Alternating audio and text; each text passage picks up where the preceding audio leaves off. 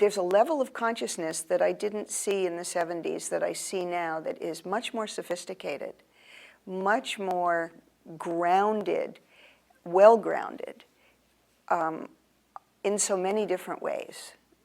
In the 60s and 70s, we just had a dream. We had a vision that the world could be better. We had no idea what was coming down the pike, heading toward us, that we would have to deal with. And we weren't prepared for it.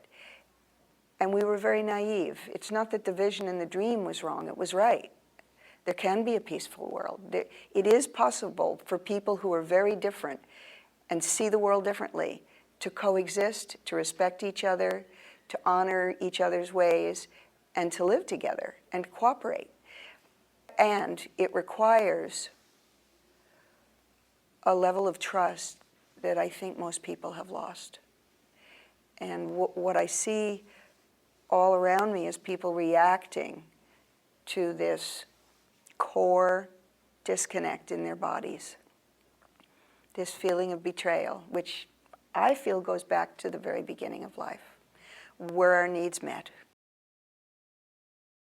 One of the things that gives me hope is the very clear knowing that there are seasons in the world of change, seasons where things are more contracted, seasons where there's an opening, and that these things are really beyond the human. They're the transpersonal, they're the planetary, and we're entering one right now, I believe, even as things feel like they're contracting more and more people are getting frightened and more reactionary.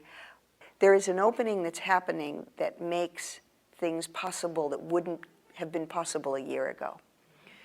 It has to do with the right time. And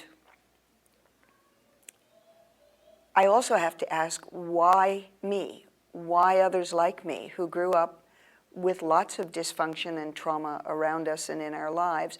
What is it that has kept us going despite the feelings that we have and the hypersensitivity we have to what is not working?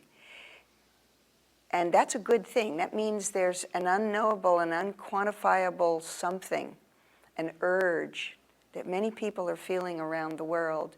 Yes, we're a minority, but it doesn't take a majority. It takes a small, dedicated minority to move the ship.